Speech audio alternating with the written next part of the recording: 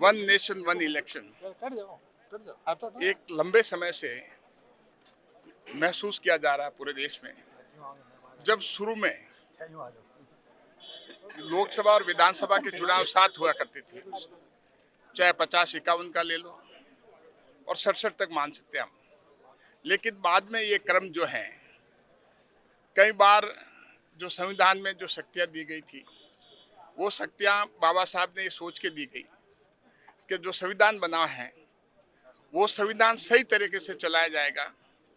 तो उस समय कई बार कई सरकारों को भंग किया गया। जो क्रम लोकसभा और विधानसभा के चुनाव साथ होना था, वो क्रम लगातार टूटता गया और संविधान का उस समय कई बार उपयोग जिस हिसाब से होना था नहीं हुआ।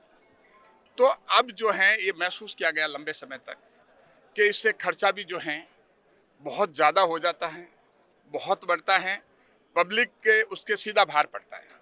और दूसरी बात जो है वो है कि अलग अलग चुनाव होने से मशीनरी जो है पूरी की पूरी टाइम टू टाइम वो लगी रहती हैं, उसका बहुत बड़ा नुकसान होता है।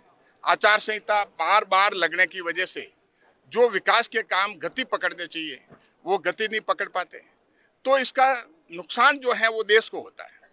तो इसीलिए प्रधानमंत्री मोदी जी का जो विजन है, दूरदृष्टि है कि एक देश एक चुनाव, तो साथ में जो है तो इसमें भारत के संविधान में संशोधन करने के लिए जो बिल पेश हुआ लोकसभा में, उसको लोकसभा ने पूरा बिल जो है वो वन नेशन वन इलेक्शन जो जॉइंट पार्लियामेंट कमेटी है उसको दिया है।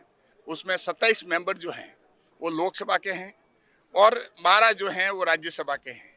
तो पूरी जेपीसी जो है वो समय समय पे जितने भी स्टेक होल्डर्स हैं, जो भी इसमें जो रखते हैं वजूद रखते हैं, उनको सुना जाएगा और सुन करने के बाद में समिति ये तय करेगी और रिकमेंडेशन जो है वो सरकार को रिकमेंडेशन देगी और वो पार्लियामेंट में वो रिकमेंडेशन पेश होगी। उसके अनुसार जो है बाद में सरकार को निर्णय लेना है और इससे सबसे बड़ा है कि बहुत बड़े खर्चे में बचाव होगा और जो स्पीड से काम होने चाहिए, जिस हिसाब से प्रधानमंत्री ने गति शक्ति मंत्रालय का काम किया है एक अलग से आगे बढ़ाने का, तो उसी तरह गति शक्ति जो अलग अलग प्रोजेक्ट जो है उनको एक गति देने का काम, जो कि काम जो धीरे धीरे पहले चलते थे उनको फास्ट चलाने का काम जो है, क्योंकि देश का विकास हम जो हैं 2047 तक विकसित भारत तभी हो सकते हैं जब हमारे काम करने की गति भी बढ़े और काम करने की गति तब बढ़ेगी जब बार बार आचार संहिता कम होगी और पैसा जो इलेक्शन में जो खर्च हो रहा है वो कम होगा। और यही नहीं, लोकसभा और विधानसभा के चुनाव ही नहीं, इसके साथ साथ नगर पालिका के हैं, पंचायतों के चुनाव हैं, उनके भी जो हैं एक उस लोकसभा और विधानसभा के होने के कुछ दिनों के बाद उनके चुनाव होंगे।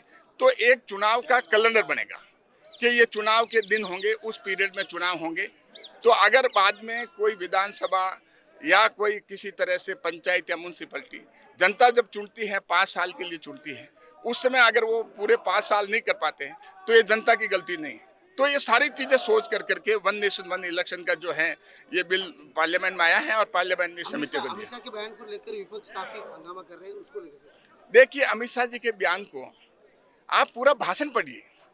अगर मान लो मैं एक सेंटेंस बोलता हूँ, उसमें नेगेटिव लगाता हूँ, पॉजिटिव लगाता हूँ, आप आगे वाला पकड़ लेते हो और पीछे वाला नहीं पढ़ते हो, तो ये वो बयान देने वाले की गलती नहीं है, ये पढ़ने वाले की गलती है। उनके बयान को पूरा जो उनका भाषण है उस भाषण को पूरा देखिए आप। पूरा देखने के बाद में समझ में आएगी। उनका साफ साफ कहना है कि एक कांग्रेस के मुंह से जो कहते हैं कि एक पापी मुंह कह सकते हैं जिसको, जिन्होंने पाप किया है, जिन्होंने उनके साथ में हमेशा अनादर किया है और उनको हमेशा हराने की कोशिश की, उनके मुंह से ये निकलना ठीक नहीं। तो इसको ये बड़ा मिस इंटरप्रेट किया है।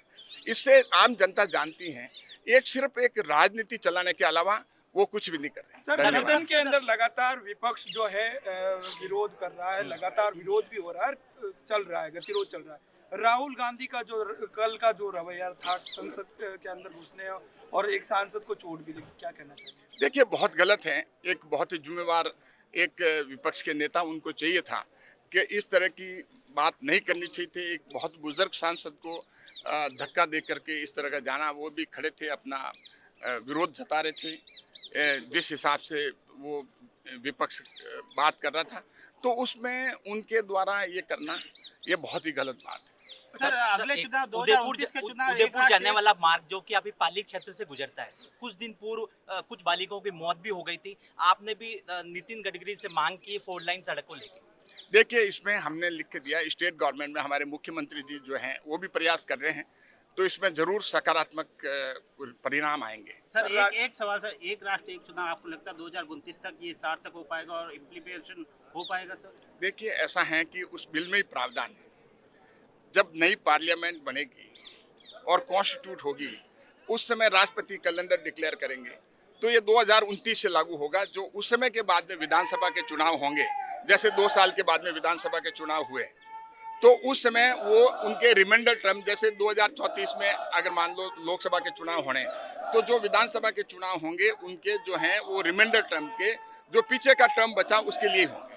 तो जो ही ये डिक्लेयर करेंगे राष्ट्रपति, जो ही नई लोकसभा बनेगी, बनते ही पहली मीटिंग में राष्ट्रपति जो है वो नोटिफिकेशन के द्वारा घोषणा करेंगे, उस समय से वो लागू हो जाएगा। सर कल एक बात रोहतक राजस्थान में कल एक बहुत बड़ा हादसा हुआ। इसको लेकर आप क्या कहेंगे, किस तरह की जो है जिम्मेदारी जिस तरीके से होनी चाहिए, क्योंकि कई जगह कट थे, तो उसको लेकर आप क्या समझते हैं? देखिए, बहुत ही दुर्भाग्यपूर्ण एक्सीडेंट हुआ। मैं पूरे ऐसे उन सभी परिवारों के प्रति संवेदना प्रकट करता हूं।